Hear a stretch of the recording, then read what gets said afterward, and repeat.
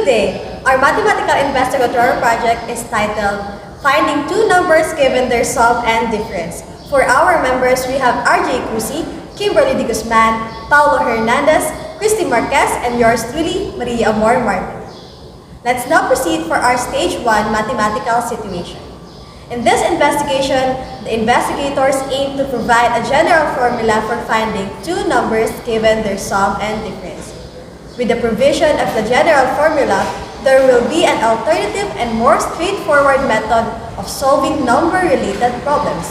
Instead of going through the long process of assigning variables to the missing numbers and doing algebra, guess and check, trial and error, it will be more convenient if there is a ready-to-use general formula, especially for learners from lower levels of education where algebra is not a familiar place.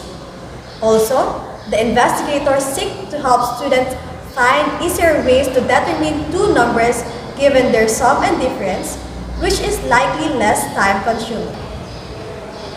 However simple this concept may seem, it does not only revolve around arithmetic operations, as its application may also be found in various branches of mathematics. One of the main obstacles students can have is the inability to transform a problem into a form that makes it easier to solve. That is why sum and difference are valuable in helping with this. In connection with this, the investigators seek to acquire formulas that would eventually be useful for them and help them boost their thinking capacities and ability to solve problems faster. Moreover, since the common conception of the word numbers, when the phrase finding two numbers was heard in natural numbers, this investigation will prove that the result will be accurate for all real numbers. In other words, at the end of the investigation, the mathematical equation formed by the investigators will be helpful to students if proven and given justice to support the claim. Stages 2 and 3. Statement of the problem. This investigation aims to derive a formula to get two numbers as a result. Ascertain whether the resulting formula provides and adheres to a clear pattern, and determine the constant value that can be used in making an easier equation. This study is limited to the derived equation to find two numbers given their sum and difference. A few studies and articles from general references, journals, and internet sources were viewed and cited for a thorough mathematical analysis. People generally use trial and error strategy or algebra when finding two numbers given their sum and difference. Friedstrom 2016 used this guess and check method to teach the sum and difference problem. Using a table, the possible pair of numbers were listed, and their sum and difference were determined until they matched the given sum and difference. The investigators conducted this investigation to develop a formula that can add new knowledge in algebra, specifically about deriving formulas for finding two numbers given their sum and difference. It can provide students with an easier way to solve a problem. Developing a formula can help students enhance their problem-solving skills related to aspects of cognition, such as remembering, recognizing, and developing new solutions by Frederickson, 1984. Stages 4, 5, and 6, Investigation proper. Through this investigation, the investigators intend to develop the formula for finding two numbers provided their sum and difference. In doing so, the investigators attempted to use algebra to find a possible method of solving such problems. If the variables x and y were assigned to the two missing numbers, their sum and difference could be represented as x plus y and x minus y respectively. Adding the sum and difference x plus y plus x minus y is equal to x plus y minus y, and it results to 2x. With this, one concept was discovered. Adding the sum and difference of two numbers yields twice one of the numbers. Therefore, when the sum and difference of two numbers were added and the result was divided by 2, one of the two missing numbers would be found. To develop a formula from these findings, S will denote the sum of the two numbers while D will represent their difference. Equating them with the previous solution, x plus y plus x minus y is equal to s plus d, x plus y minus y is equal to s plus d, 2x is equal to s plus d, therefore x is equal to s plus d over 2. At this point, the investigators found a possible formula for finding one of the two numbers. The only one left unfound is the formula for the other number y. For this, the sum of the two numbers and the first number x will be used since the x value is now determined. Thus, y is equal to s minus x. The investigators successfully derived two possible formulas in finding two numbers given their sum and difference.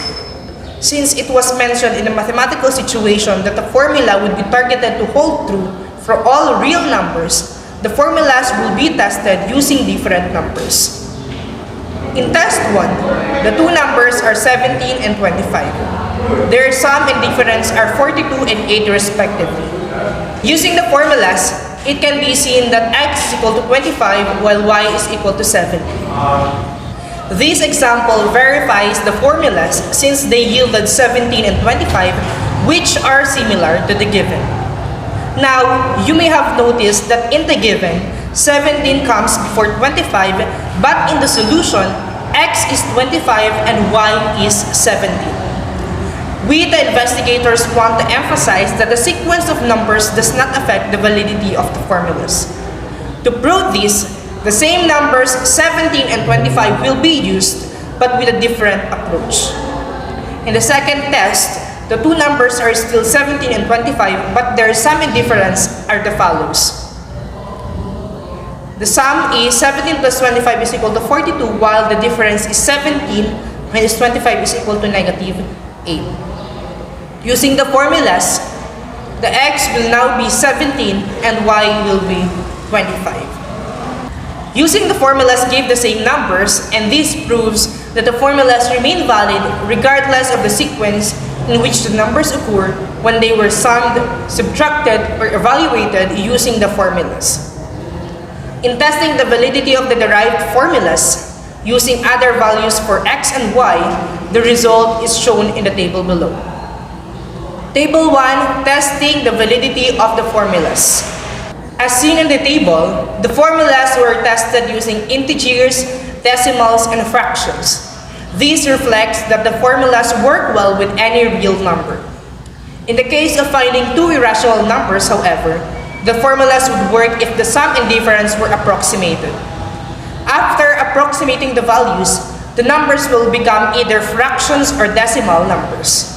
And so the formula would function as it does when evaluating fraction or decimal numbers. Its only downside is that the result will not be that accurate. Another interesting way to prove the validity of this formula when it comes to integers is through the arithmetic rules of parity. The said rules state the following. A. When two odd numbers were added or subtracted, the answer is always an even number. B. When two even numbers were added or subtracted, the answer is always an even number. C. When an even and an odd number were added or subtracted, the answer is always an odd number. Looking back to our first example, it has the sum and difference of 42 and 8 and both are even numbers. By referring to the arithmetic rules of parity, it is assumed that the numbers x and y are either both odd or both even. The resulting values of x and y as yielded by the formulas are 25 and 17, which are both odd. The first two examples in Table 1 are also consistent with these rules. This confirms that the formulas are applicable to integers. Stages 7, 8, and 9. Statement and justification of conjectures. To further prove the accuracy of the derived formulas in finding two numbers, given their sum and differences, the investigators provided the following examples. Example number 1. The difference between two numbers is 18. If their sum is 86, what are the numbers? The derived formula for x is equal to s plus d all over 2. For y is equal to s minus x. Therefore, x is equal to 52 and y is equal to 34. Checking. 52 minus 34 is equal to 18. 52 plus 34 is equal to 86. Example number 2. The sum and difference between two numbers are 4 over 7 and 2 over 11. What are the numbers? For the derived formula, the x is equal to 15 over 17 and y is equal to 29 over 77. Checking. 29 over 77 plus 15 over 77 is equal to 44 over 77 or 4 over 7. 29 over 77 minus 15 over 77 is equal to 14 over 77 or 2 over 11. For the last example, what two numbers have a sum and difference of negative 34.6 and 104.28 respectively? For the derived formula, x is equal to 34.84 and y is equal to negative 69.44. Checking. 34.84 plus negative 69.44 is equal to negative 34.6. 34.84 minus negative 69.44 is equal to 104.28. The investigators therefore conclude and verify that the newly derived equation is precise and valid for two real numbers given their sum and difference. Based on the findings and conclusion of the research, further studies must be conducted to validate the use of the newfound equation that can be used in finding two numbers for sum and difference. And for the last stage, summary of results. In this investigation, the investigators derived easy-to-go formulas for finding two numbers given their sum and difference, with S denoting the sum of the two given numbers and D representing their difference. The derived formulas for finding the two numbers are x is equal to s plus d all over 2 and y is equal to s minus x. The investigators proved that these formulas work well with any real number such as integers, decimals, and fractions. However, in finding two irrational numbers, the formulas would work if the sum and difference were approximated.